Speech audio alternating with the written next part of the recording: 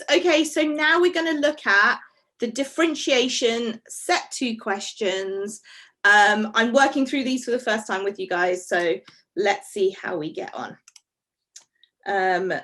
So we've got our first question here, which we're going to use the product rule for, as well as the chain rule. But we're not really going to think of the chain rule as a chain rule. We'll show you a way to do it where you don't really have to think about it. So let's connect so I can write. All right.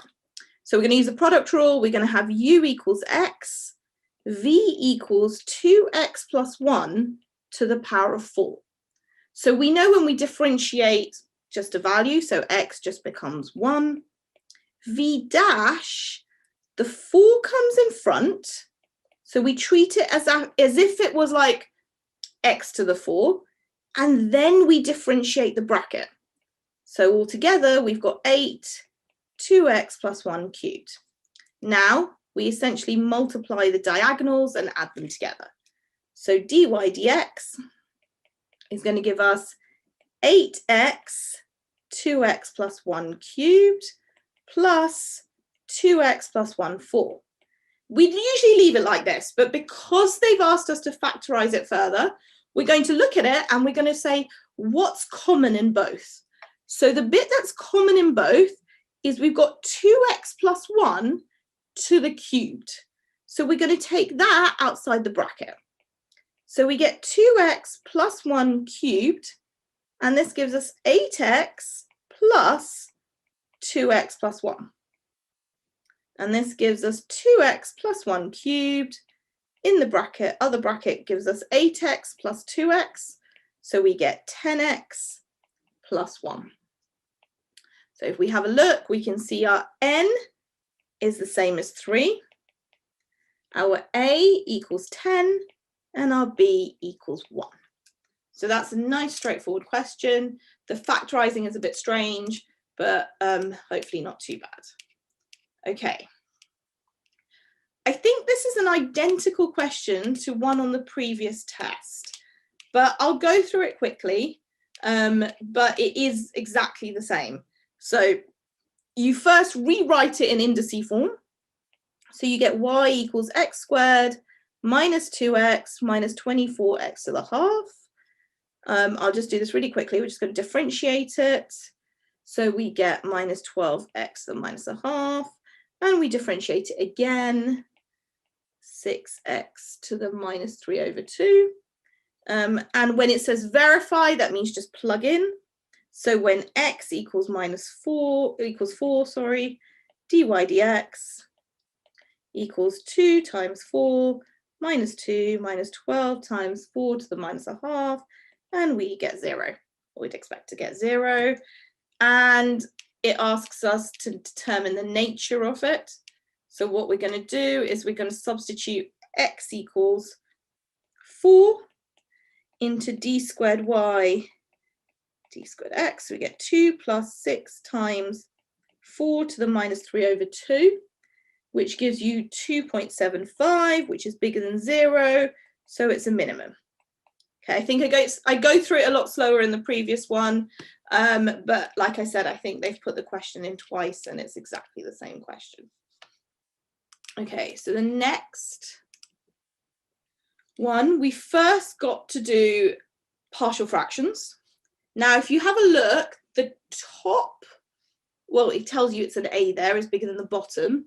And you may have learned to these various ways. You might do division. I think matching coefficients is a much easier way to do it. So I would take this and I'd say, how do I make that one fraction?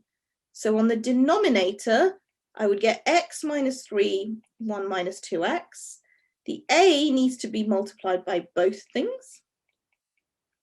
The b only needs to be multiplied by 1 minus 2x. And the c needs to be multiplied by x minus 3. And so now we know the top, so 1 plus 11x minus 6x squared must equal all of this.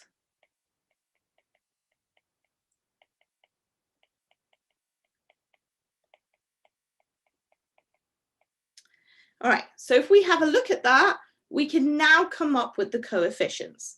The only place we're going to get an x squared term is from here. So we can see that minus 2 x squared multiplied by a must be equal to minus 6x squared. So straight away we can see a has to be 3. So we've got that term there.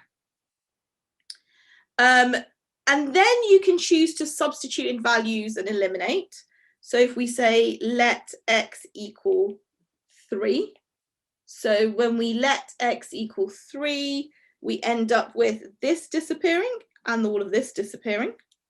And so what we end up with is 1 plus 33 minus 6 times 3 squared on the left-hand side. So that gives you minus 20. So when x equals 3, we get minus 20. And 3 times minus 2, well, and then we'll, wait.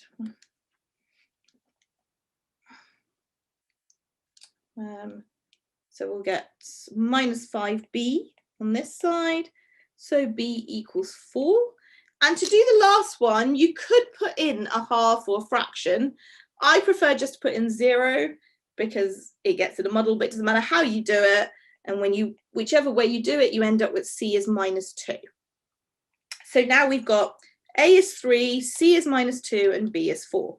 So if we were going to rewrite it, we get 3 plus 4 over x minus 3 plus, well, minus 2 over 1 minus 2x. And now we've got to prove it's a decreasing function. So to prove that, we first need to differentiate it. So if I just rewrite it here, so I'm just going to write fx. So we're going to say fx equals a, which was 3, plus b, which we said was 4, and that's x minus 3 to the power of minus 1. So I'm just bringing that up. And then we've got minus 2, 1 minus 2x to the minus 1. Right, now let's differentiate that. The 3 disappears. That comes down here. So we get minus 4, x minus 3 to the minus 2. That comes down here, and we get plus 2, 1 minus 2x to the minus 2, and we differentiate the bracket, which gives us minus 2. So if we were going to rewrite that in a way that we can see it, the easiest way to do that is to say, well, that's the same as minus 4 over x minus 3 squared. 2 times minus 2 is going to give you minus 4 again, and 1 minus 2x squared. And to prove it's a decreasing function, what we're going to say is we know for a fact x minus any square number is always positive. So x minus 3 squared and 1 minus 2x squared has to be bigger than 0. So if you're taking a negative number and you're dividing it by a positive number, it's definitely going to be negative. So you've essentially got, and then you can say, so because those are bigger than 0, that equals, this is going to be negative, minus a negative has to be less than 0, so it is decreasing. Right. Next question. Okay, let's clear it. And given that 2x plus 1 is a factor of gx, okay, so let's take that piece of information first. So that piece of information tells me when 2x plus 1 equals 0, so x equals minus a half, so that's telling me g of minus a half has to equal 0, okay? And then we've got a point of inflection. Now, inflection, remember, is the second differential equals 0. So g dash x equals 12x squared plus 2ax plus 4. So g double dash x is going to be 24x plus 2a.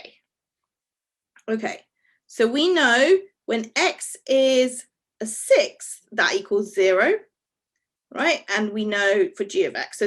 So g double dash x is going to get rid of, or we're going to work out what the a is. So we're going to use that bit of information first. So g double dash of 1/6 equals 24 times the 6th plus 2a, which equals 4 plus 2a. And we know when that's a point of inflection, that equals 0, which tells me a equals -2. And then we can substitute this in up here. So we get 4 minus a half cubed plus a minus a half squared plus 4 multiplied by minus a half plus b equals 0.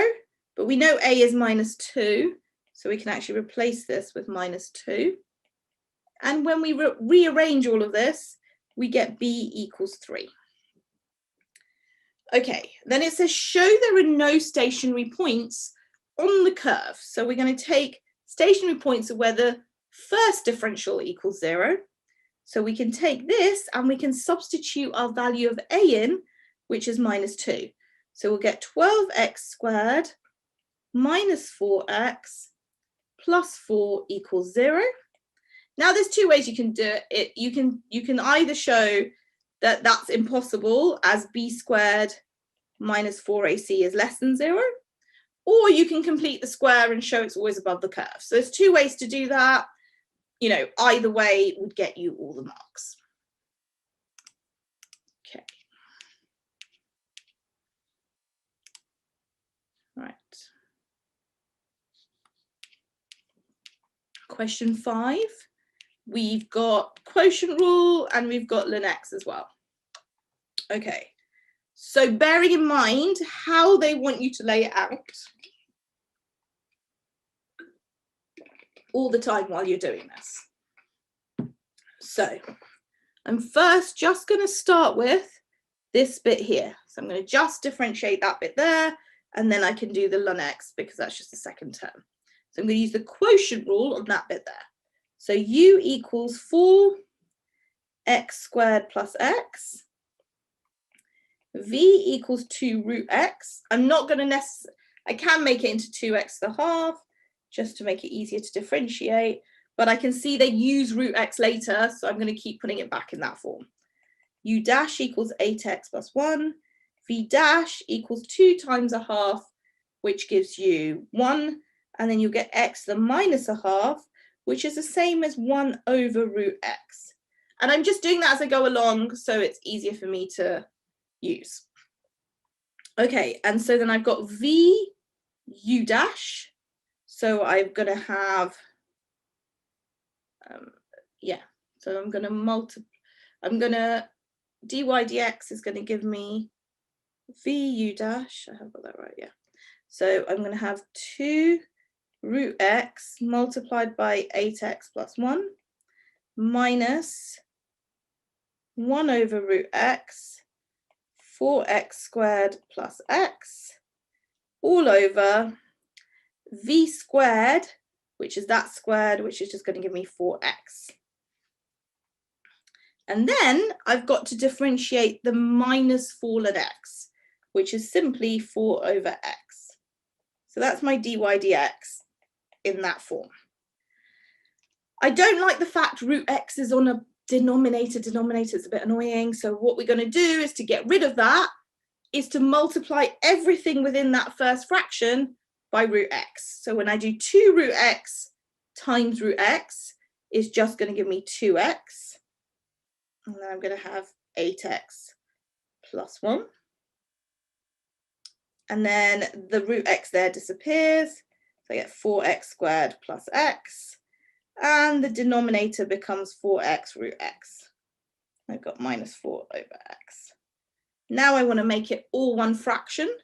So in order to make this bit here, the same denominator, I need to multiply top and bottom by 4 root x. So I end up with 2, if I open it out at the same time, so I'm putting it all over the whole thing over 4x root x. So I'm going to open this out as well.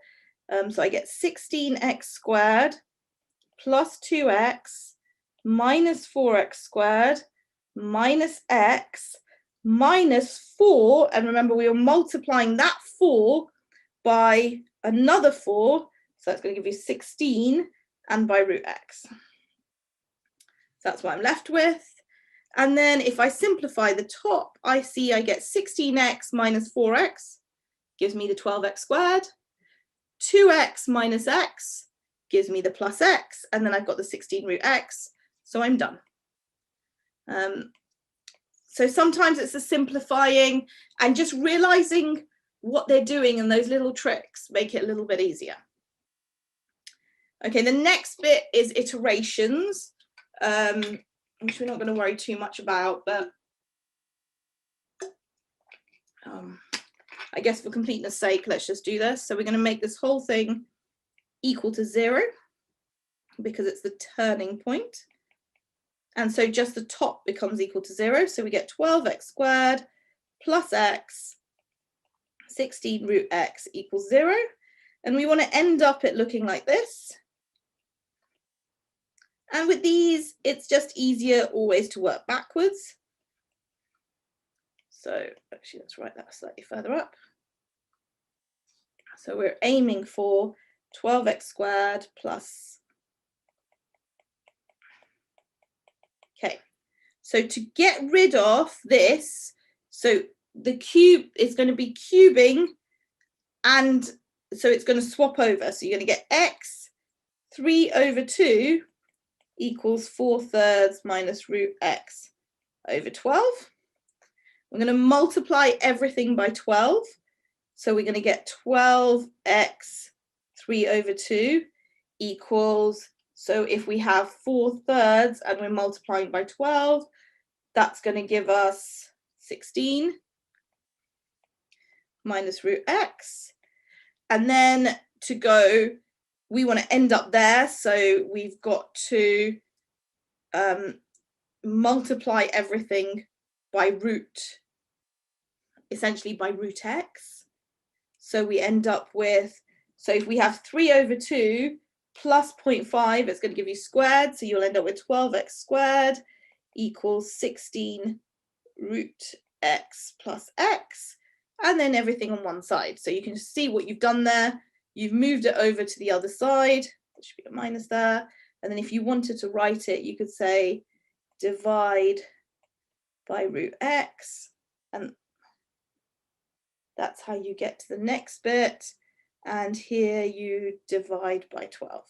So you kind of work backwards to show how you get that x coordinate. Okay. Next question. Right.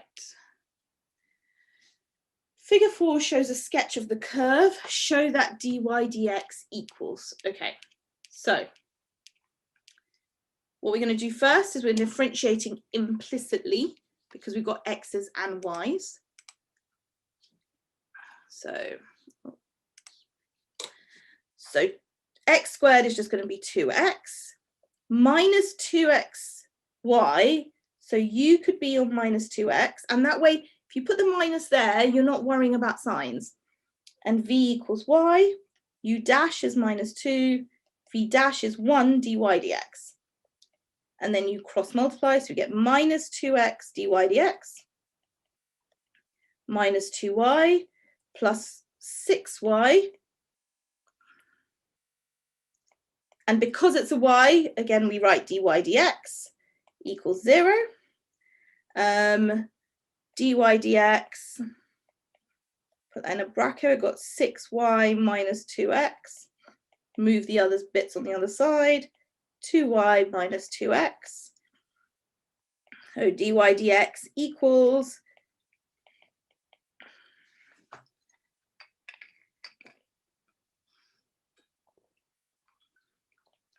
2y minus 2x over 6y minus 2x. We can divide everything by 2 and we end up with the answer. Okay, so that should be relatively straightforward. That's a basic implicit. Now, part B has thrown a lot of students. So part B, you're used to finding maximums and minimums. So you find dy dx equals 0. But what does dy dx mean? It's like your gradient function. So it's your difference in x over your difference in y over your difference in x. Because when you have a maximum and a minimum point, everywhere along that line, your y is constant, right? So your change in y is 0 because every single bit along that line is the same y. But in this case, they're asking us for these lines here. Now, on these lines here, it's not the y that's changing, staying the same, it's the x's. So actually, it's the dx bit that equals 0. So it's the denominator that equals 0. So 3y minus x equals 0, which tells us x equals 3y. And then we take this and we substitute it back into there to be able to solve it. So at that point, if you like, the differentiation, the gradient is infinity because you're dividing by 0. So we get x equals 3y. I'm going to substitute that in. So I'll get 3y squared minus 2, 3y minus 3y squared equals 50. And when you open that up, you get, so let's multiply that out, and we end up with, so we end up with 9y squared. You might have done it and rearranged it to make y equals a third x. That all sort of worked. 6y squared minus 3y squared equals 50. And then you've got 9 minus 6 minus 3. Oh wait, what have I gone wrong? 9y squared minus 6y squared, 6. So x equals 3y. 3y, 2 times 3 is 6, y squared. Oh, it's a plus. I'll keep this. Here you go. I knew it was wrong because I ended up with 0 y squareds, which didn't make sense. So anyway, we've got 9 minus 6 plus 3. So we get 6y squared equals 50.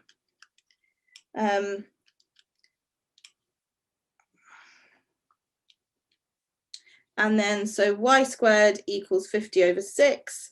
When we take the square root, we get plus 5 root 3 over 3, or minus 5 root 3 over 3, because you take plus and minus square root. But they want the coordinates of P, which is the negative y, because you can see it's in that quadrant. So we're going to take this value here,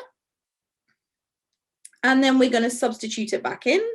So x equals minus 5 root 3.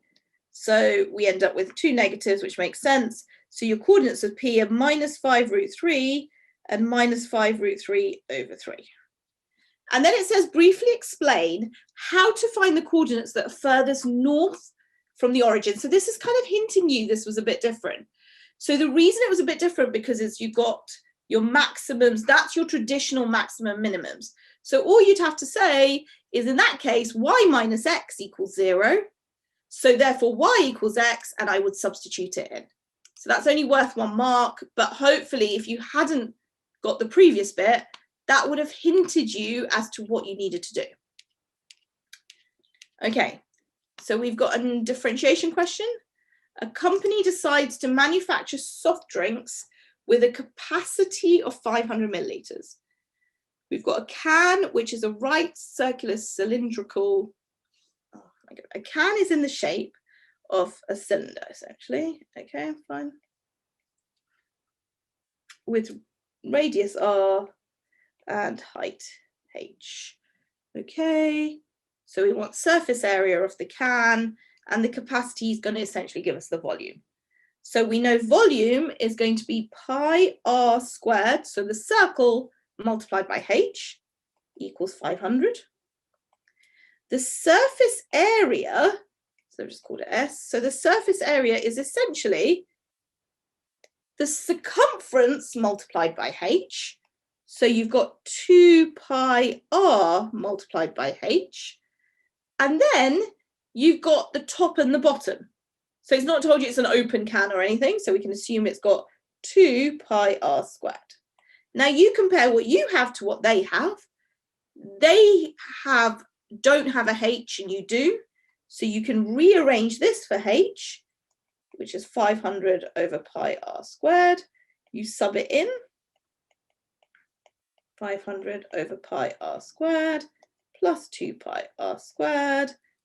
You can see this cancels, this cancels, this cancels, this cancels, and that leaves you with 2 pi r squared plus 1000 over r. Okay. Given that r can vary,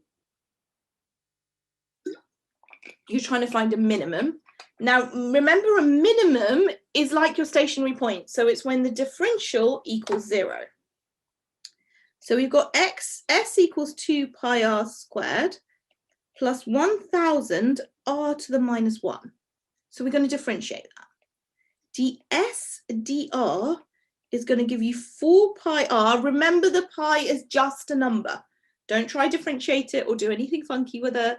It's just like another, like a value, like 5 or 6. Okay, that comes in front. So we get minus 1000 r to the minus 2. We want to know when that's a minimum, so we're going to make it equal to 0. In order to solve it easier, we're going to make it r squared equals 0. So 4 pi r cubed equals 1000. And you solve that and you get r equals 4.3. So that's only one of them. We also want to find the height because it asks for the dimensions. So you're going to sub that back into there. So you get h is 5,000 over, 500, not 5,000. 500 over pi times 4.3 squared, and you get 8.6 centimeters. So those are your two dimensions.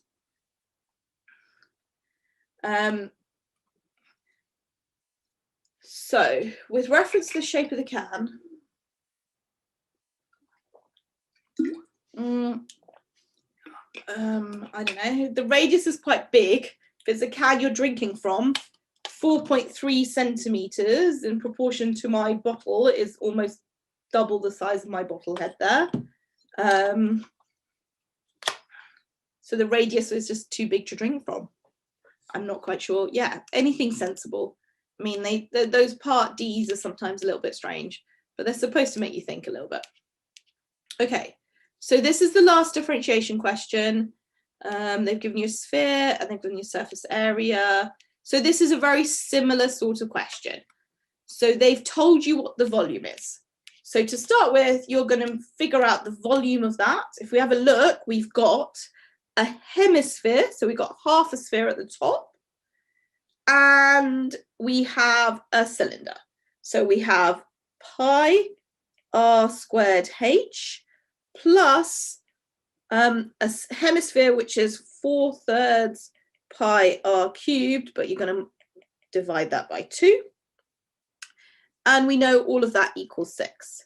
So for our volume, if we just clean that up, we've got pi r squared h plus, that's going to cancel with that, 2/3 pi r cubed, and we know that equals 6.